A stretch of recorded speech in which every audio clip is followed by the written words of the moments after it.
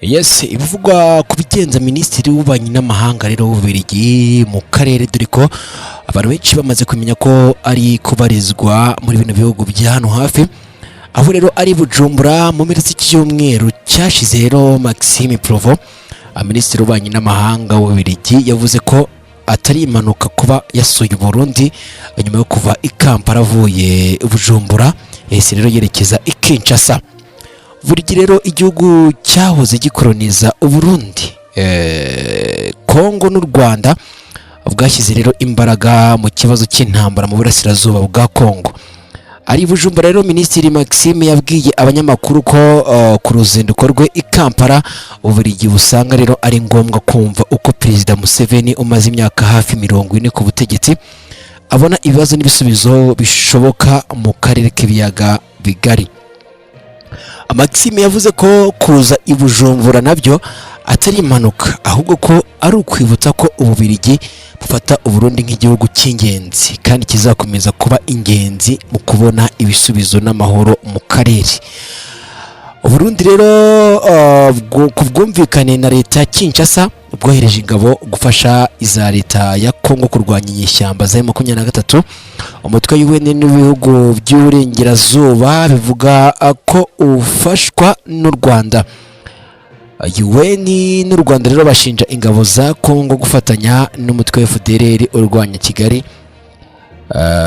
Uruhande rero abategetsi ba Gitega na Kigali bariho rero ku ntambara muri Kongo wifashe nabi rero kuva muri 2015 nibwo ubundi ibintu byatangiye kuzamba neza, reka mbivuge gutyo.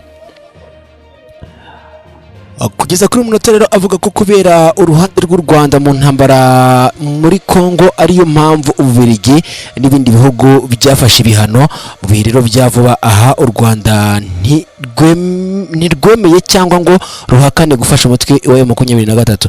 Maxime ati turashima imyanzuro ishobora gufatwa n'u Burundi mu gushaka amahoro mu karere ndetse no kubaka ubukungu biciye mu fatanye bw'ibihugu by'akarere. Uruzinduko rwa Minisitiri Maxime Provost nirwo rwa mbere rero rubayeho nyuma y'imyaka 10 nta mutegetsi w'Ububiligi wo ku rwego rwa minisitiri ugera mu Burundi kuva mu magarara za politiki zo muri 2015, mu gihe uyu mutegetsi avuga ko Ububiligi ubu bushaka kongera kubyutsa umubano n'ubufatanye n'u Burundi. Tukaba rero inshuti zikomeye ngo zahazaza.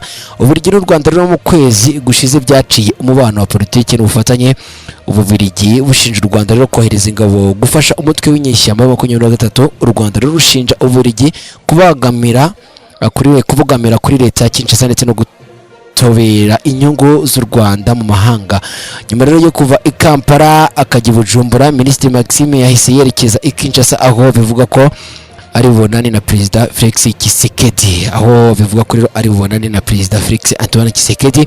Andi makuru rero atari ivumbi nuko ngo Ububiligi bwaba buri kwifashisha Perezida Museveni, Yoweri Kaguta Museveni w'igihugu cya Uganda, ngo arebe nk'umuntu ngo umaze imyaka 40 ku butegetsi, arebe ko yahuza byibura ngo yatuma u Rwanda rugira impuhwe rukongera kugira n'ibiganiro rero n'igihugu cy'Ububiligi. N'amakuru agenda ahubwo hirya no hino ushingireho kwikomeje kuba koko, kandi ntiwanabihakana kuko nyuma y'igihe cyari gishize Maxime atagera hano muri Afurika cyangwa se muri bino bihugu bya hano hafi.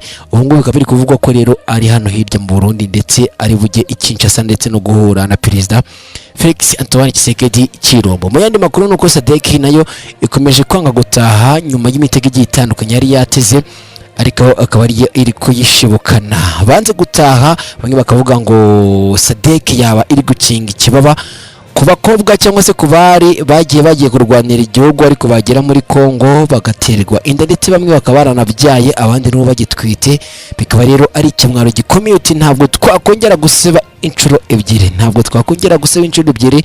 twongera gutambutsa ababyeyi batwite cyangwa se bahitsa abana ku mupaka w'igihugu cy'u Rwanda, kandi ntabwo babura ko dufotora n'uruca abana rwose. Abanyarwanda turabizi nk'uko byagiye bitangazwa n'ibinyamakuru bigiye bitandukanye, yaba ibikorera hano mu Rwanda ndetse no hanze y'u Rwanda. No kubyifasha kuri uyu munota, andi makuru nagenda nyakugeza gusa niba gukora subscribe, like cyangwa se gusharinga kugira ngo dukomeze tubane 5 kwa 5. Stay in touch.